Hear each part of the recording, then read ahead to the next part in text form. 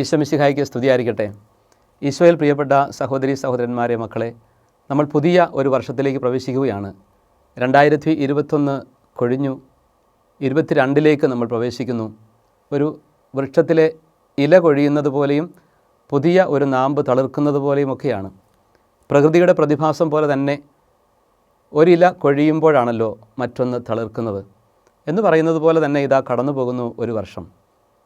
കുറേ ഏറെ കാര്യങ്ങൾ നമുക്ക് സമ്മാനിച്ചിട്ട് 2021 കടന്നു പോവുകയാണ്. ഒരുപക്ഷെങ്കിൽ ഈ 2021-നെക്കുറിച്ചും 20-നെക്കുറിച്ചുമൊക്കെയുള്ള ചിന്തകൾക്ക് ഇത്തിരി ഇരുട്ടുണ്ടാവും.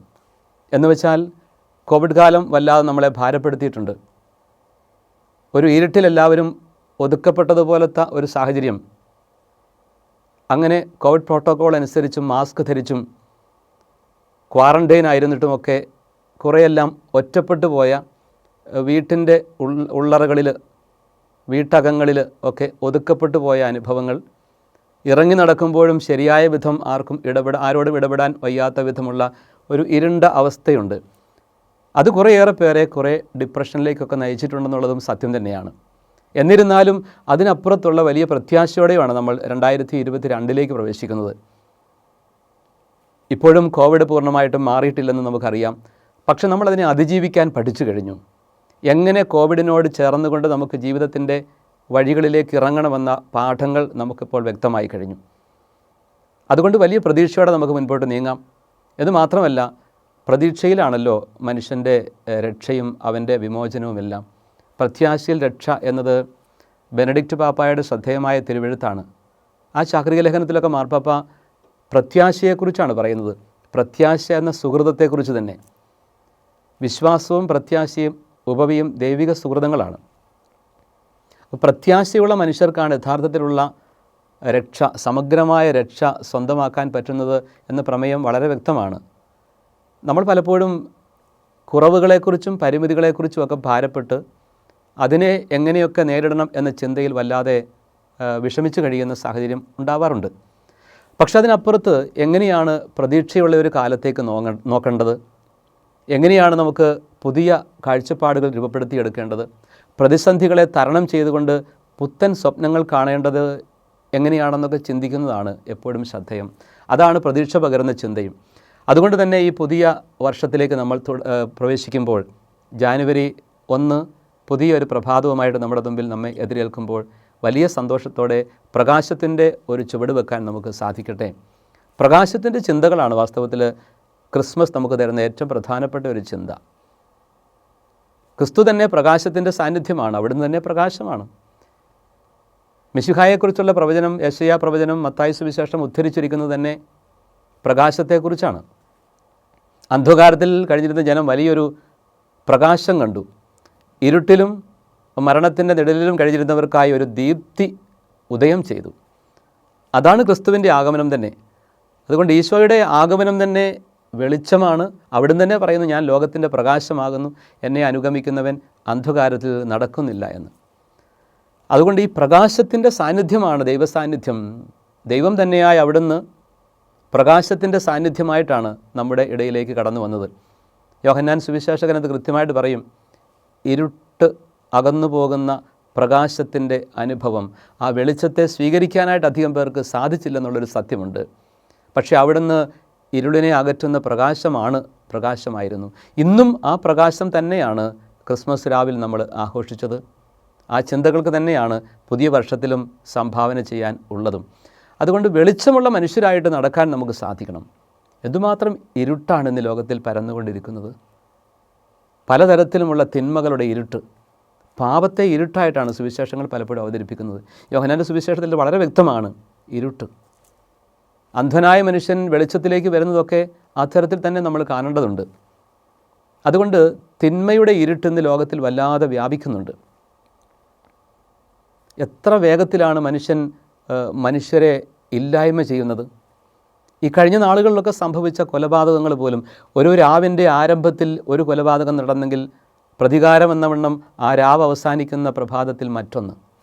ഒറ്റപ്പെട്ട സംഭവങ്ങളല്ല, ഒരുപാട് സംഭവങ്ങൾ ഇങ്ങനെ ഒന്നിനു പിറകെ മറ്റൊന്നായിട്ട് നമ്മുടെ ഈ നാട്ടിൽ തന്നെ അരങ്ങേറുന്നു. ഈ ഒരു നാടിൻ്റെ പ്രത്യേകതയെന്ന് മാത്രമല്ല, നമ്മുടെ രാജ്യത്തും ലോകത്തെമ്പാടും ഇത്തരത്തിലുള്ള കഠിനമായ ക്രൂരമായ പ്രവൃത്തികൾ ഉണ്ടാകുന്നു എന്നുള്ളത് എത്രയോ ദുഃഖകരമാണ്.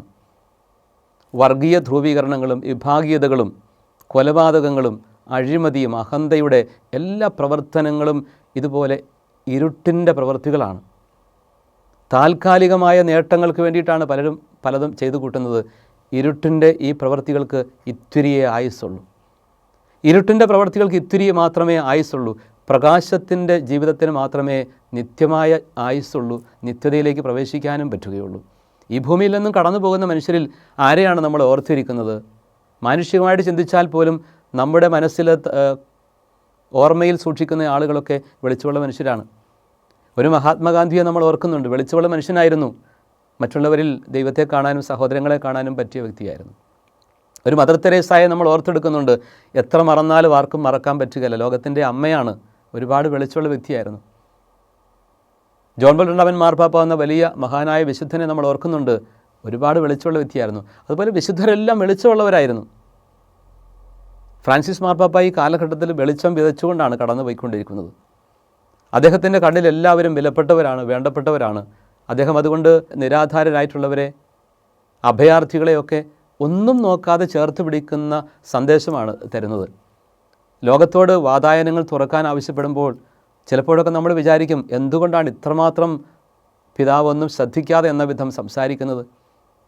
ഒരുപക്ഷെങ്കിൽ യൂറോപ്പിലേക്കും മറ്റും അഭയാർത്ഥികളുടെ കൂടെ ഭീകരപ്രവർത്തകരും കടന്നു വരാൻ ഇടയുണ്ട്, അങ്ങനെ വന്നിട്ടുമുണ്ട്.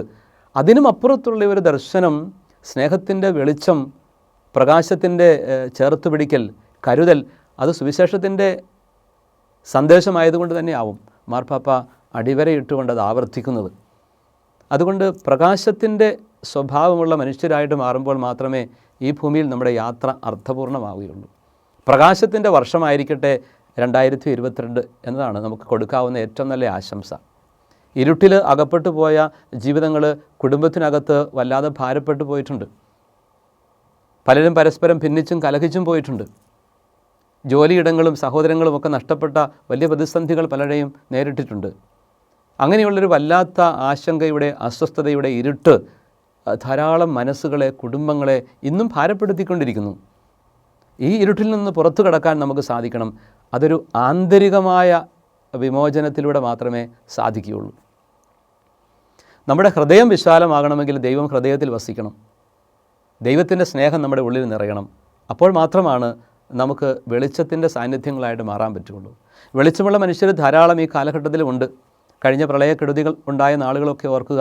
എത്രയോ ആളുകളാണ് ഓടിയെത്തിയത്, ഒന്നും നോക്കാതെ, ജാതിമത വ്യത്യാസം കൂടാതെ സഹോദരങ്ങളെ ചേർത്ത് പിടിക്കാൻ. അതിനുശേഷവും സഹായഹസ്തങ്ങളുമായിട്ട് ഇപ്പോഴും ആളുകൾ എത്തുന്നുണ്ട്, വീട് വെച്ച് കൊടുക്കാൻ, അത്യാവശ്യ സൗകര്യങ്ങൾ മറ്റുള്ളവർക്ക് കൊടുക്കാൻ, ഒരു ഇടം ഒരുക്കാൻ ഒക്കെ വേണ്ടിയിട്ട്. അതൊക്കെ വെളിച്ചത്തിൻ്റെ പ്രവൃത്തികളാണ്. ഏതെങ്കിലും ഒരു പ്രത്യേക അപകടം നടക്കുന്ന വേളയിൽ മാത്രമല്ല, അവരനെക്കുറിച്ചുള്ള കരുതലുണ്ടാകണമെങ്കിൽ വെളിച്ചമുണ്ടാവണം. കർത്താവിൻ്റെ കണ്ണിലൂടെ നോക്കിക്കാണാൻ കഴിയണമെന്നർത്ഥം. ഫ്രാൻസിസ് മാർപ്പാപ്പയുടെ പ്രഥമ ചാക്രിക ലേഖനത്തിൻ്റെ, അതായത് ലൂമൻ ഫിദൈ എന്ന ആ ചാക്രിക ലേഖനം, വിശ്വാസ വെളിച്ചം എന്ന ചാക്രിക ലേഖനത്തിൻ്റെ 18ാമത്തെ നമ്പറിൽ മാർപ്പാപ്പ കുറിക്കുന്നുണ്ട് ഇങ്ങനെ: വിശ്വാസം എന്നത് ക്രിസ്തുവിനെ ഉറ്റുനോക്കുന്നത് മാത്രമല്ല, മറിച്ച് ക്രിസ്തുവിൻ്റെ കണ്ണിലൂടെ മറ്റുള്ളവരെ, ചുറ്റുപാടുകളെ നോക്കിക്കാണുന്നതാണ്. പ്രകാശത്തിൻ്റെ ഉറവിടമായ, പ്രകാശം തന്നെയായ, പ്രപഞ്ചനാഥനായ ദൈവപുത്രൻ്റെ കണ്ണിലൂടെ എല്ലാവരെയും എല്ലാത്തിനെയും നോക്കിക്കാണാനുള്ള കാഴ്ചയാണ് യഥാർത്ഥ വെളിച്ചം. ആ കാഴ്ചയുള്ളവരാണ് ക്രിസ്തു ശിഷ്യർ, ക്രിസ്ത്യാനികൾ എന്നറിയപ്പെടേണ്ടത്. ആ കാഴ്ച ആർക്കൊക്കെ ഉണ്ടോ അവരൊക്കെ കർത്താവിനെ അനുഗമിക്കുന്നവരാണ്, ഒരുപക്ഷെ പരോക്ഷമായിട്ടാണെങ്കിൽ പോലും. അതുകൊണ്ട് ആ ഒരു വെളിച്ചത്തിലേക്കാണ് നമ്മൾ കടന്നു വരേണ്ടത്. ഈ കാഴ്ച വേണ്ടത്ര ഇല്ലാതെ പോയ അവസരങ്ങൾ പലതും നമ്മുടെ സാഹചര്യങ്ങൾ ഉണ്ടാകും. നമ്മൾ ബോധപൂർവം പലതും കണ്ണടച്ച് കളഞ്ഞ സാഹചര്യങ്ങൾ, അവരുടെ വേദനകളും നൊമ്പരങ്ങളും മറന്ന സാഹചര്യങ്ങൾ ഒക്കെ നമുക്കുണ്ടാകും. അങ്ങനെ അടച്ചുപൂട്ടപ്പെട്ട വാതിലുകളെക്കുറിച്ചൊരു ചിന്തയും കൂടി പ്രസക്തമാണെന്ന് ഞാൻ കരുതുകയാണ്. ക്രിസ്മസിന് അത്തരമൊരു ഓർമ്മ കൂടി ഉണ്ടല്ലോ. ക്രിസ്മസിൻ്റെ യാത്രയിൽ തിരുപ്പിറവിക്കുള്ള ഒരു കാലിത്തൊഴുത്ത് ലഭിക്കുന്നതിന് കാരണമായ ഒരു യാത്രയുണ്ട്. പല വലിയ വീടുകളുടെ മുമ്പിൽ ചെന്നിട്ടും ഒരിടം കിട്ടാത്ത വിധം അന്ന് പാലസ്തീനായിലെ തിരക്ക്. ക്രിസ്തുവിന് പിറക്കാനാണെന്നും ദൈവപുത്രനാണ് ജനിക്കുന്നതെന്നും ആർക്കും അറിഞ്ഞുകൂടായിരുന്നു എന്നത് മറ്റൊരു സത്യം. പക്ഷേ ഒരു മനുഷ്യനാണ് അവിടെ പിറക്കുന്നത് എന്ന കാര്യം എല്ലാവർക്കും അറിയാമായിരുന്നു. ഒരു മനുഷ്യന് ജനിക്കാൻ വേണ്ടിയിട്ട് ഒരു സ്ത്രീക്ക് ഇടം കൊടുക്കണം, ഭാര്യഭർത്താക്കന്മാരെ ഒരു വേള സ്വീകരിക്കാൻ തയ്യാറാവണം. അതിന് തയ്യാറായില്ല. അപ്പം മനുഷ്യത്വത്തിൻ്റെ മുമ്പിലാണ് അവിടെ കതകുകൾ അടയ്ക്കപ്പെട്ടത്. ഈ മനുഷ്യനാണ് ഇന്നും നമ്മുടെ മുമ്പിൽ കടന്നു വരുന്നത്. ദൈവം നേരിട്ട് കടന്നു വന്നാൽ ആരാ സ്വീകരിക്കാത്തത്? പക്ഷേ ദൈവം മനുഷ്യനായിട്ട് നമ്മുടെ മുമ്പിൽ വരുമ്പോഴാണ് നമ്മൾ സ്വീകരിക്കാൻ മടിക്കുന്നത്. ദൈവം മനുഷ്യനായിട്ട് വരുമ്പോൾ ദൈവത്തെ കാണാൻ കഴിയുന്നതിനാണ് കാഴ്ച എന്ന് പറയുന്നത്. ദൈവം മനുഷ്യരൂപത്തിൽ നമ്മുടെ മുമ്പിൽ അനുദിനമെന്നോണം എത്തുന്നുണ്ട്. സഹായം അർഹിക്കുന്ന വ്യക്തിയായിട്ട്, സ്വാന്തനം അർഹിക്കുന്ന വ്യക്തിയായിട്ട്, അവഗണിക്കപ്പെട്ട വ്യക്തിയായിട്ട്, സമൂഹത്തിലെ ഏറ്റവും ചെറിയവനായിട്ട്, ഏറ്റവും കൂടുതൽ പരിത്യക്തനായിട്ടൊക്കെ നമ്മുടെ മുമ്പിലൂടെ മനുഷ്യൻ കടന്നു വരുമ്പോൾ ദൈവമാണ് സന്ദർശനം നടത്തുന്നത് എന്ന കാര്യം അറിയാതെ പോകുമ്പോഴൊക്കെയാണ് നമ്മൾ ഇരുട്ടിലായിരിക്കുന്നത്. അന്നവിടെ കൊട്ടിയടയ്ക്കപ്പെട്ട എല്ലാ വാതിലുകൾക്കും സമാനമായി നമ്മുടെ ഹൃദയത്തിൻ്റെ വാതിലുകളും ഇന്നും നമ്മൾ അടച്ചു കളയാറില്ലേ എന്നൊരു സത്യം അവശേഷിക്കുന്നുണ്ട്. അതുകൊണ്ട് അന്ന് കർത്താവിന് പിറക്കാനായിട്ട് ഒരു വീട് കിട്ടിയില്ല എന്നുള്ള ആ ദുഃഖവാർത്ത നമ്മളൊക്കെ സങ്കടത്തോടെ ഓർത്തെടുത്താലും ഇപ്പോഴും ഓർക്കേണ്ടത് കർത്താവിന് ഇന്നും പിറക്കാനായിട്ട് നമുക്ക് നമ്മുടെ ഉള്ളിൽ ഒരു ഇടം കൊടുക്കാൻ പറ്റുന്നുണ്ടോ? എത്ര വലിയ വീടുള്ളപ്പോഴും എന്തുമാത്രം സമ്പത്തുള്ളപ്പോഴും ഹൃദയത്തിൽ ഇടമില്ലെങ്കിൽ ആർക്കും ഇടം കൊടുക്കാൻ പറ്റില്ല. ആർക്കെങ്കിലും നമ്മൾ ഇടം കൊടുക്കുന്നു എന്ന് ചിന്തിക്കുന്നെങ്കിൽ ഹൃദയത്തിലാണ് ആദ്യം ഇടം കൊടുക്കേണ്ടത്. ഇടമില്ലായ്മയാണ് സമകാലിക സാമൂഹ്യ പ്രതിസന്ധി എന്ന് വേണേൽ പറയാൻ പറ്റും. ഒരു വ്യക്തിക്ക് ഇടമില്ലാത്തൊരു സാഹചര്യം ഉണ്ടാവുക എന്ന് പറയുന്നത് താമസിക്കാനിടം എന്ന് മാത്രമല്ല. താമസിക്കാനൊരു ഇടം കിട്ടുക എന്ന് പറയുന്നതിന് വലിയൊരു കാര്യമാണ്. പക്ഷെ താമസിക്കാനൊരു ഇടം എന്നതുപോലെ തന്നെയും അതിലുപരിയും പ്രസക്തമാണ് ജീവിക്കാനൊരിടം കിട്ടുക. അപരൻ്റെ മുമ്പിൽ മനുഷ്യനായിട്ട് കടന്നു വരാനുള്ള ഒരു സാഹചര്യം ഒരുക്കപ്പെടുക. അത്തരം പ്രതിസന്ധികൾ ഇന്ന് ധാരാളം അനുഭവിക്കുന്നവരുണ്ട്. സ്വത്ത് പ്രതിസന്ധികൾ അനുഭവിക്കുക എന്ന് വേണേൽ പറയാൻ പറ്റും. സ്വത്തുപരമായ പ്രതിസന്ധികൾ അനുഭവിക്കുന്ന ഒരുപാട് നിരാധാരരായ മനുഷ്യരുണ്ട്, തിരസ്കൃതരായ മനുഷ്യരുണ്ട്. വീടുകളിൽ പോലും ഉണ്ടെന്ന കാര്യം നമ്മൾ മറക്കരുത്. നമ്മുടെ വീട്ടകത്ത് പോലും ആദ്യം ഒരു പരിശോധനയ്ക്കിടമുണ്ടല്ലോ. വീട്ടകത്ത് അങ്ങനെ ആരെങ്കിലും ഉണ്ടോ? ആരെങ്കിലും നമ്മുടെ കുടുംബത്തിൽ അവഗണിക്കപ്പെടുന്നുണ്ടോ? മക്കൾ, ജീവിത പങ്കാളി, മാതാപിതാക്കൾ, സഹോദരങ്ങൾ ആരുമായിക്കൊള്ളട്ടെ, അവിടെയൊക്കെ നമുക്ക് ഓരോരുത്തരെയും ആയിരിക്കുന്ന തരത്തിൽ കാണാനുള്ള കാഴ്ചയുണ്ടോ എന്നുള്ള ചോദ്യം വളരെ പ്രസക്തമാണ്. ഇനി വീട്ടകത്തുനിന്ന് നമ്മുടെ പരിസരങ്ങളിലേക്ക് ഇറങ്ങിയാലും അവിടെയും നമ്മുടെ ചുറ്റുപാടുകളിൽ അവഗണിക്കപ്പെടുന്നവരുണ്ടെങ്കിൽ അവരെ തിരിച്ചറിയാനും തിരിച്ചു കൊണ്ടുവരാനും ചേർത്ത് പിടിക്കാനുമുള്ള കരുതലിൻ്റെ കരങ്ങളുണ്ടെങ്കിൽ മാത്രമേ കാഴ്ചയുള്ളൂ, അല്ലെങ്കിൽ വെളിച്ചമില്ല. അപ്പോൾ അത്തരം ഒരു കാഴ്ചയിലേക്ക് ഈ കാലഘട്ടം നമ്മെ ക്ഷണിക്കുന്നുണ്ട്.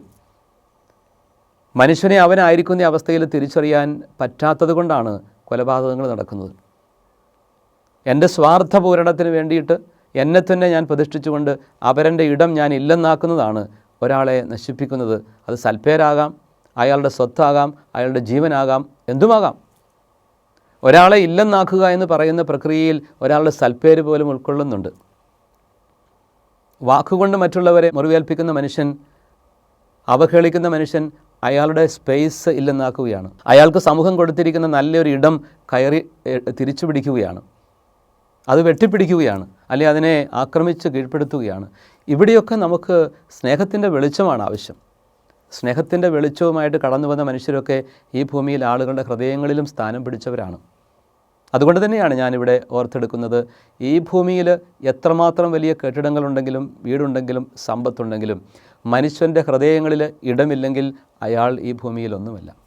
സർവോപരി ദൈവത്തിൻ്റെ ഹൃദയത്തിൽ ഇടമില്ലെങ്കിൽ നമുക്കൊന്നുമല്ല. ഒരുപക്ഷെ മനുഷ്യരുടെ ഹൃദയത്തിലേക്ക് സ്വാർത്ഥ താല്പര്യങ്ങളോടുകൂടി കടന്നു ചെല്ലാൻ പറ്റുന്നിരിക്കാം. പക്ഷേ ശരിയായ അർത്ഥത്തിൽ അവരനെ സ്നേഹിച്ചുകൊണ്ടും കരുതിക്കൊണ്ടും ജീവിക്കുന്നവർക്കാണ് യഥാർത്ഥത്തിൽ ദൈവഹൃദയത്തിൽ ഇടമുള്ളത്. അപ്പോൾ ദൈവസ്നേഹത്തിൻ്റെ പ്രവൃത്തിയാണ് മനുഷ്യസ്നേഹമായിട്ട് മറ്റുള്ളവരിലേക്ക് ഒഴുകേണ്ടത് എന്നതാണ് സത്യം. ഈ ചിന്തകൾ നമ്മൾ മനസ്സിൽ സൂക്ഷിക്കേണ്ടത് ആവശ്യമാണല്ലോ. പുതിയ ഈ വർഷത്തിൽ നമ്മൾ കടന്നു വരുമ്പോൾ, ഈ പുതിയ വർഷത്തിലെ നമ്മുടെ നടപ്പാതകളിൽ ദുർഘട പ്രതിസന്ധികൾ പലതും ഉണ്ടാകാം. തട്ടി വീഴാനുള്ള സാധ്യതകളുണ്ടാവാം. ഇരുൾ പരക്കുന്ന സാഹചര്യങ്ങളുണ്ടാവാം. നമ്മുടെ ജീവിതത്തിലെ നമ്മൾ വഴി കാണാൻ കൊണ്ടു നടക്കുന്ന ആ പ്രകാശം, ആ വിളക്ക് ഊതിക്കെടുത്തുന്ന സാഹചര്യങ്ങളുണ്ടാകാം. നമ്മുടെയൊക്കെ ഉള്ളിൽ നമ്മളൊരു വിളക്ക് സൂക്ഷിക്കണം. അകത്താണ് ആ വിളക്ക് ആവശ്യം. അകത്തൊരു വിളക്കുണ്ടെങ്കിൽ അതിനെ ഊതിക്കെടുത്താനായിട്ട് അത്രയാർക്കും എളുപ്പമല്ല. നമ്മുടെ ഉള്ളിൽ നമ്മളൊരു വിളക്ക് സൂക്ഷിക്കേണ്ടത് ആവശ്യമാണ്. പക്ഷേ അതിലേക്ക് കടന്നു വരുന്ന തിന്മയുടെ കൊടുങ്കാറ്റുകളെ തിരിച്ചറിയാനും അതിനപ്പുറത്തേക്ക് കരുതലോടുകൂടി ആ ദീപം, ആ ദീപനാളം സൂക്ഷിക്കാനും നമുക്ക് സാധിക്കണം. അത് തീർച്ചയായിട്ടും സ്നേഹത്തിൻ്റെ ഒരു പ്രവൃത്തിയാണ്. സ്നേഹത്തിൻ്റെ പ്രവൃത്തികളാണ് ഈ കാലഘട്ടത്ത് ദൈവം നമ്മോട് പ്രവർത്തിക്കാൻ ആവശ്യപ്പെടുന്നത്. വാക്കിലും പ്രവൃത്തിയിലും സ്നേഹമുള്ള വ്യക്തികളായി മാറുക. സ്നേഹത്തിൻ്റെ പേരാണ് പ്രകാശം. കാരണം ദൈവം സ്നേഹമാണ്, ദൈവം പ്രകാശമാണ്. ഇത് ഒരുമിച്ച് പോകുന്ന രണ്ട് വാക്കുകളാണല്ലോ. അപ്പോൾ ദൈവനാമത്തെ സ്നേഹമെന്നും പ്രകാശമെന്നും സത്യമെന്നും എല്ലാം നമ്മൾ വിശേഷിപ്പിക്കുന്നുണ്ട്. ആ ഒരു വഴിയാണ് കർത്താവിൻ്റെത്. ഈശോ തന്നെ പറയും, ഞാൻ വഴിയും സത്യവും ജീവനുമാണെന്നും. അപ്പോൾ ഈശോ ഒരുക്കുന്ന ആ വഴി, ഈശോ ആകുന്ന വഴിയിലൂടെയാണ് നമ്മൾ നടക്കേണ്ടത്. നമുക്ക് കുറേയേറെ പേർക്ക് വഴി തെളിച്ചു കൊടുക്കാനും സാധിക്കും. ഇന്ന് ഈ കാലഘട്ടത്തിൽ ഒത്തിരിയേറെ സാമൂഹ്യ മാധ്യമങ്ങളിലൂടെ തിന്മകൾ പ്രസരിക്കുന്നുണ്ട്. മാധ്യമങ്ങൾ സമൂഹത്തിലെ നല്ല സാന്നിധ്യങ്ങളാണ്, നല്ല സാങ്കേതിക സാധ്യതകളാണ്. മാധ്യമങ്ങളിലൂടെ നന്മ ചെയ്യാനായിട്ട് ഒത്തിരിയേറെ സാധ്യതകളുണ്ട്. പക്ഷേ പലപ്പോഴും സ്വാർത്ഥ ലക്ഷ്യങ്ങളോടുകൂടി മാധ്യമങ്ങളെ, സമൂഹ മാധ്യമങ്ങളെ ഒക്കെ പ്രയോജനപ്പെടുത്തുമ്പോൾ അതിലൂടെ എല്ലാം കൈമാറപ്പെടുന്നത് കൊടിയ തിന്മയും ഇരുട്ടുമാണ്. അവരനെ ഇല്ലാതാക്കുന്ന, തേജോവധം ചെയ്യുന്ന, അവരുടെ സൽപ്പേര് നശിപ്പിക്കുന്ന സാധ്യതകളും സാഹചര്യങ്ങളും ഒരുക്കിക്കൊണ്ട് പണം സമ്പാദിക്കാൻ വേണ്ടി, സ്വാധീനമുണ്ടാക്കാൻ വേണ്ടിയിട്ട് സമൂഹ മാധ്യമങ്ങളും ഇതര മാധ്യമങ്ങളും ശ്രമിക്കുന്നു. അതിനുവേണ്ടി മത്സരിച്ചെന്ന വിധം ശ്രമിച്ചുകൊണ്ടിരിക്കുന്നത് എത്രയോ ദുഃഖകരമാണത്. ഈ മാധ്യമങ്ങളെയെല്ലാം നമ്മൾ ക്രിയാത്മകമായിട്ടും ഭാവാത്മകമായിട്ടും പ്രയോജനപ്പെടുത്തിയാൽ എത്രയോ മനോഹരമായിരിക്കും ഈ ഭൂമിയിലെ ജീവിതം തന്നെ, എത്രയോ അനുഗ്രഹീതമായിരിക്കും നമ്മുടെയൊക്കെ ജീവിതയാത്ര. അതുകൊണ്ട് തന്നെ നമുക്ക് മാധ്യമങ്ങളിലൂടെ നന്മയുടെ വിത്തുകൾ വിതറാൻ കഴിയട്ടെ. തിന്മയ്ക്കെതിരെ നമ്മൾ പോരാടേണ്ടത് നന്മയുടെ വിത്തുകൾ വിതച്ചുകൊണ്ടാണ്. മാധ്യമത്തിന് തന്നെ, മാധ്യമ സംസ്കൃതി തന്നെ പുത്തനായിട്ടൊന്ന് പുതുക്കിയെടുക്കേണ്ടതുണ്ട്. അതെന്തു ചെയ്യാൻ പറ്റുമെന്ന് നമ്മൾ ചിലപ്പോൾ ആശങ്കപ്പെടും. ഞാനിപ്പോൾ എന്തു ചെയ്യാനാ? നമുക്കാവട്ടെ ഒരു കൊച്ചു വിളക്ക് തെളിച്ചു വെക്കാൻ. എനിക്ക് എൻ്റെതായ രീതിയിൽ എൻ്റെ കമ്മ്യൂണിക്കേഷന് പോസിറ്റീവായിട്ട് മനുഷ്യൻ്റെ നന്മ ആഗ്രഹിച്ചുകൊണ്ടുമാണെങ്കിൽ അത്രയും വെളിച്ചോടുണ്ടാവും. അങ്ങനെ ഒരുപാട് വിളക്കുകൾ ഒരുമിച്ച് തെളിയുമ്പോൾ അതൊരു ദീപാലങ്കൃതമായ അവസ്ഥയായി മാറും. അവിടെ പ്രകാശം പ്രസരിക്കും എല്ലായിടത്തും. അതുകൊണ്ട് നമുക്ക് നന്മയുടെ ചാനലുകളായിട്ട് മാറാം. നന്മയുടെ ഇടങ്ങൾ നമുക്ക് ഒരുക്കാം. സ്നേഹത്തിൻ്റെ ഭവനങ്ങൾ നമുക്ക് സൃഷ്ടിക്കാം. മറ്റുള്ളവർക്ക് ഇടമൊരുക്കാൻ വേണ്ടി നമുക്ക് ആത്മാർത്ഥമായിട്ട് അധ്വാനിക്കാം. ഈ പുതിയ വർഷം അനുഗ്രഹത്തിൻ്റെ വർഷമായി മാറട്ടെ. കുടുംബത്തെ നമുക്കൊന്ന് ചേർത്ത് പിടിക്കാനും ഒരുമിച്ചിരുന്ന് പ്രാർത്ഥിക്കുന്ന, ഒരുമിച്ച് പങ്കുവയ്ക്കുന്ന, ഒരുമിച്ച് ആലോചിക്കുന്ന ഒരിടമായിട്ട് കുടുംബം മാറട്ടെ. 23 പുതിയ സിനഡ് മാർപ്പാപ്പ പ്രഖ്യാപിച്ചിട്ടുണ്ടല്ലോ. ആ സിനഡ് എന്ന് പറയുന്നത് തന്നെ സിനഡ് എന്ന വിഷയത്തെ അധികരിച്ചുകൊണ്ടാണ്. ആ ഒരു കൂട്ടായ്മയുടെ അനുഭവത്തിലും പങ്കുവയ്ക്കലിൻ്റെ അനുഭവത്തിലും ദൗത്യ നിർവഹണത്തിൻ്റെ അനുഭവത്തിലും വളരാൻ വേണ്ടിയിട്ടുള്ളൊരു ആഹ്വാനം സിനഡിനുണ്ട്. ഒരുമിച്ച് നടക്കുക എന്ന വാക്ക് തന്നെയാണ് സിനഡ് എന്നതുകൊണ്ട് ഉദ്ദേശിക്കുന്നത്. അതുകൊണ്ട് എല്ലാവരെയും ചേർത്ത് പിടിച്ചുകൊണ്ട് നടക്കുന്ന പ്രക്രിയ നമ്മുടെ വീട്ടിൽ ആദ്യം ആരംഭിക്കുന്നു. പിന്നെ നമ്മുടെ കൂട്ടായ്മയിലും സഭയിലും പൊതുസമൂഹത്തിലുമൊക്കെ ആ ഒരു ഒരുമിച്ച് നടപ്പിൻ്റെ സുവിശേഷം കൂടുതൽ തീക്ഷ്ണതയോടെ പ്രാവർത്തികമാക്കാൻ നമുക്ക് ആത്മാർത്ഥമായിട്ട് ശ്രമിക്കാം. പുതിയ വർഷം അനുഗ്രഹത്തിൻ്റെ, പ്രകാശത്തിൻ്റെ, പങ്കുവെക്കലിൻ്റെ, ഒരുമിച്ച് നടപ്പിൻ്റെ, ഇടമൊരുക്കലിൻ്റെ വർഷമായിട്ട് മാറട്ടെ. അവരന് ഇത്തിരി കൂടി വിശാലമായ ഒരു ഇടം എൻ്റെ ഹൃദയത്തിൽ ഒരുക്കാൻ എനിക്ക് കഴിഞ്ഞാൽ അത് അനുഗ്രഹമായി മാറി. ഈ കഴിഞ്ഞ വർഷത്തിലെ എല്ലാ അനുഭവങ്ങൾക്കും നമുക്ക് ദൈവത്തിന് നന്ദി പറയാം. നമ്മൾ ഇരുട്ടിലായിരുന്ന നാളുകളെ ഓർത്ത് ആത്മാർത്ഥമായിട്ട് പശ്ചാത്തപിക്കാം. ദൈവം ഒരു വർഷം കൂടി എനിക്ക് വേണ്ടി തന്നിരിക്കുകയാണ്, അല്ലെങ്കിൽ ഒരു ദിനം കൂടി എനിക്ക് വേണ്ടി ഒരുക്കിയിരിക്കുകയാണ് പുതിയ വർഷത്തിൽ. ചുവട് കിളച്ച് വളമിട്ട് ഒന്നുകൂടി നമുക്ക് ശ്രദ്ധിക്കാം.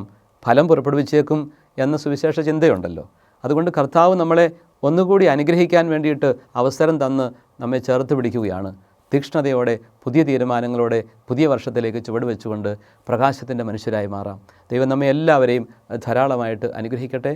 പുതുവർഷത്തിൻ്റെ എല്ലാ മംഗളങ്ങളും പ്രിയപ്പെട്ടവരെ സ്നേഹപൂർവ്വം ഏവർക്കും ആശംസിക്കുന്നു. Happy new year. God bless you.